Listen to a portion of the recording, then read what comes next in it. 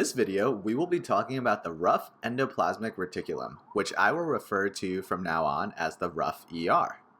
As you can see here, this is where it's located in a typical cell, so you can see it right over here.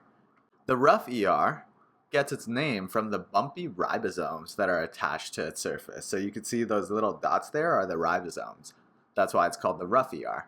The rough ER is responsible for the synthesis of secretory proteins.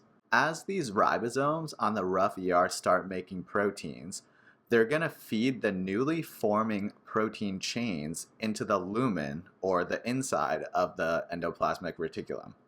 Some protein chains are transferred fully into the inside, so you can see over here. Some will be transferred fully into the endoplasmic reticulum and they will float inside it, while others will kind of just hang out on the membrane. Inside the endoplasmic reticulum, proteins will undergo folding and they will undergo certain modifications, such as the addition of carbohydrate side chains.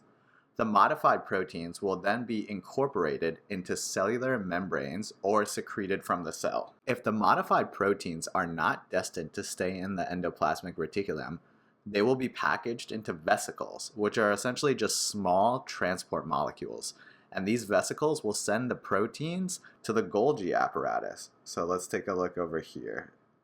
That is the Golgi apparatus. The rough ER also makes phospholipids for other cellular membranes, and it's also responsible for N-linked oligosaccharide addition to lysosomal and other proteins.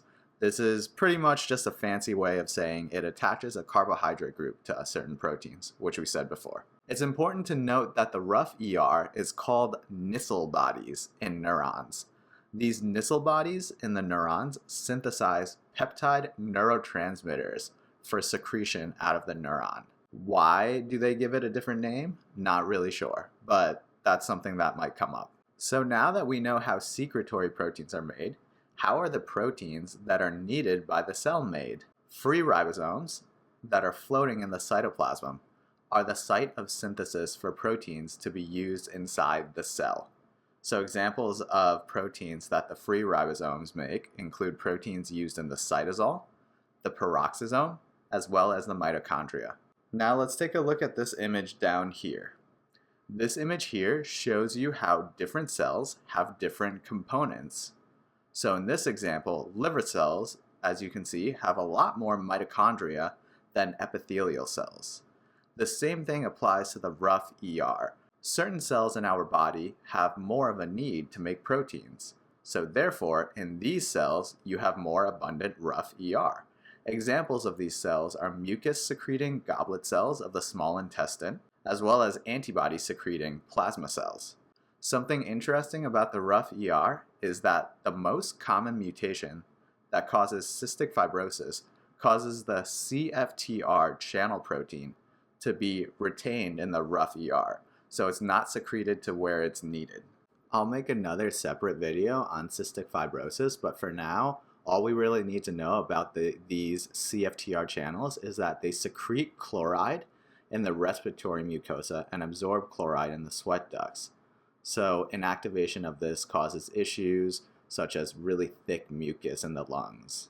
And there's actually a drug called lumacaftor which helps treat cystic fibrosis by bringing this channel protein to the cell membrane. Now let's sum up the important facts in this video. The rough ER is named the rough ER because of the ribosomes attached to its surface. It makes secretory proteins that are secreted from the cell. This is in contrast to free ribosomes, which make proteins that are used inside the cell. Some cells that need to make more protein have more rough ER. And lastly, cystic fibrosis can occur if there are issues getting the protein made in the rough ER to the membrane. Thank you for watching this video. If you got this far, please give this video a like. Comment below with questions or if you want us to make a video on a different topic. Lastly, don't forget to subscribe so you don't miss a future video.